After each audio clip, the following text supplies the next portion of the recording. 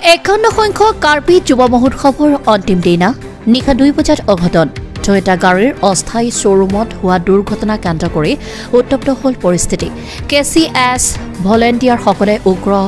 যুৱকসকলক বুজোৱাৰ চেষ্টা কৰি ব্যৰ্থ হোৱাত আৰক্ষী ঘটনাস্থলীত উপস্থিত হয় উত্তেজিত যুৱকসকলে আৰক্ষী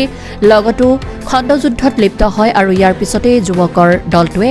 তাৰালাংছৰ মূল স্থানৰ পৰা আঁতৰি গৈ বাহিৰত এপিডিচিএলৰ এখন গাড়ী জ্বলাই দিয়ে এই গাড়ী জুই নিৰ্বাপনৰ বাবে অহা অগ্নি নিৰ্বাপক বাহিনীৰ 3খন গাড়ী আৰু আৰক্ষীৰ গাড়ীটো আক্ৰমণ কৰে আক্ৰমণত অগ্নি নিৰ্বাপক বাহিনীৰ লোকো আহত হয় বাধ্য হৈ আৰক্ষীয়ে শূন্যলৈ গুলী চালনা কৰিব লগা হয় যুৱ মহোৎসৱলৈ অহা লোকৰো কেইবাখনো গাড়ী শিলাবৰ্ষণত ক্ষতিগ্ৰস্ত হয় bureau report Assam north east news live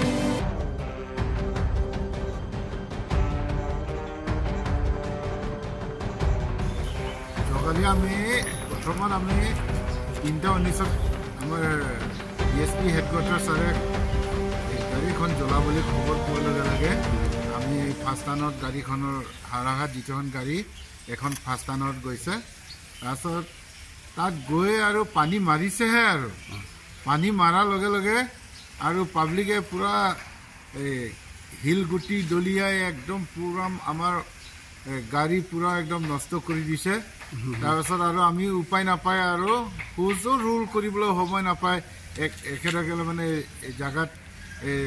স্পটৰ পৰা ত্যাগ কৰিবলগীয়া হৈছে আৰু কেইখন গাড়ী আপোনালোক ক্ষতি কৰিছে তাৰপিছতে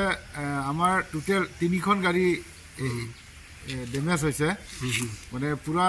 ফ্ৰণ্ট চাইড গ্লাছটো একদম পূৰা ভাঙি দিছে ডাঙৰ ডাঙৰ পাথৰ দি আৰু মাৰিছে আৰু দূৰৰ পৰা শিলগুটি পূৰা দলিয়াই এইখিনি একদম আমাৰ মানুহ যেনে তেনে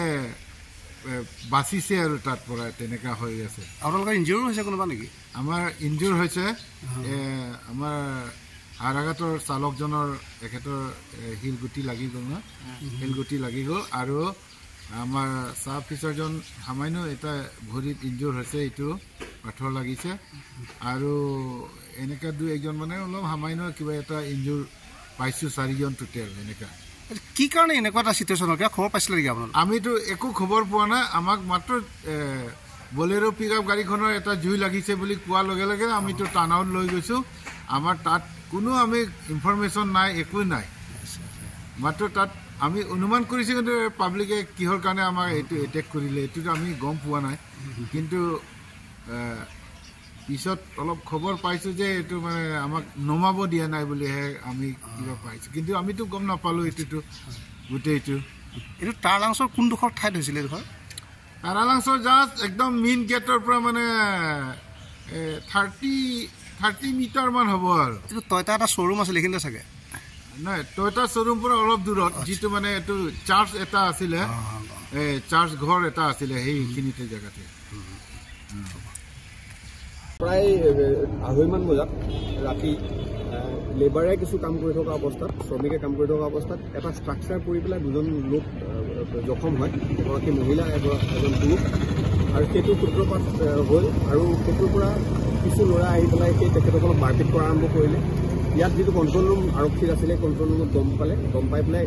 সেই লেবাৰকেইজনক তাৰ পৰা নি পেলাই সেই কণ্ট্ৰল ৰুমত ৰাখিলে আৰু ইনজিয়ৰ্ড কেইজনকো নিয়া হ'ল এনে অৱস্থাতে প্ৰায় 1000-1500 মান মানুহ কণ্ট্ৰল ৰুমটো ঘেৰাও কৰি পেলাই সেই লেবাৰকেইজনক উলিয়াই দিব লাগে বুলি দাবী প্ৰদান কৰিলে কিন্তু আৰক্ষীয়ে সেই কথা নামানি পেলাই ইনজিয়ৰ্ড কেইজনক আৰু সেই লেবাৰকেইজনকো স্থানান্তৰ কৰিবলৈ ভিত অৱস্থা ল'লে কিন্তু দুৰ্ভাগ্যজনকভাৱে এই ভিক্টিমজন লৈ যোৱা অৱস্থাতে আৰক্ষীৰ গাড়ীত পাথৰ মাৰি পেলাই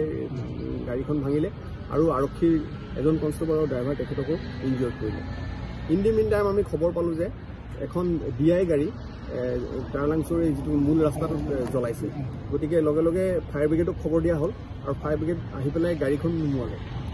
নুমোৱাৰ পিছত সেই ফায়াৰ ব্ৰিগেডখনতো আকৌ শিলগুটি মৰা আৰম্ভ কৰিলে আমি গম পালোঁ আৰু তাৰপিছত আমি কিছু পাৰ্চু কৰাৰ পিছত যেতিয়া আমি যথেষ্ট চেষ্টা কৰিলোঁ কৰাৰ পিছতো যেতিয়া দেখিছোঁ তেখেতসকলে পাথৰ কণ্টিনিউৱাছলি মাৰি আছে তাৰপিছত ঠিক ৰাতিপুৱা ফাৰ্ষ্ট লাইটত আমি মাইল্ড লাঠি চাৰ্জ কৰি আমি ডিছপাৰ্চ কৰিব লগা হ'ল ক্ৰাউডটোক আৰু ব্লেংক ফায়াৰো বিৰামমান কৰিব লগা হ'ল তেনেকৈ আহত হৈছিল আৰক্ষীৰ